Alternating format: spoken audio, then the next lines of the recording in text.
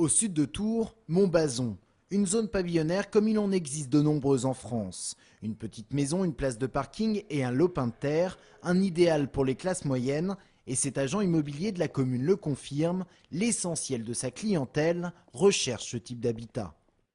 Oui, facilement 70% puisqu'on touche une large gamme.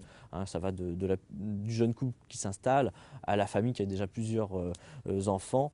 Mais voilà, le pavillon est l'emblème de l'étalement urbain, un urbanisme qui menace toujours plus l'agriculture. Rien qu'en Indre-et-Loire, 1300 hectares de terres agricoles disparaissent chaque année.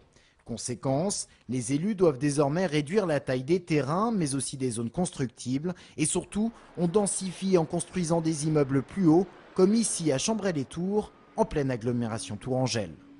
L'idée demain, c'est d'accueillir d'ici 2030 10% de population en plus dans l'agglomération tourangelle, c'est-à-dire 36 000 habitants supplémentaires. Compte tenu de la composition actuelle des ménages, ça fait 41 000 logements. Eh bien, notre objectif dans l'agglomération tourangelle, c'est de construire ces logements pour les 2/3 sur le renouvellement urbain, c'est-à-dire en requalifiant des sites qui existent déjà. Densifier pour enrayer la spirale de l'étalement urbain.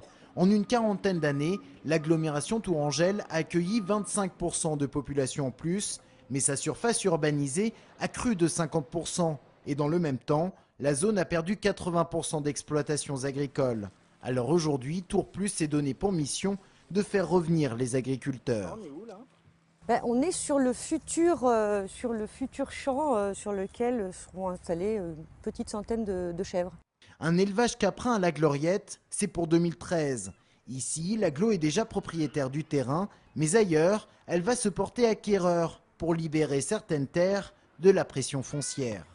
On n'a pas cette vocation à être propriétaire foncier au sens traditionnel du terme. Nous, on a la vocation d'arriver à un moment où on a peut-être besoin de nous, c'est-à-dire d'intervenir quand il n'y a pas de repreneur pour éviter la disparition d'activité.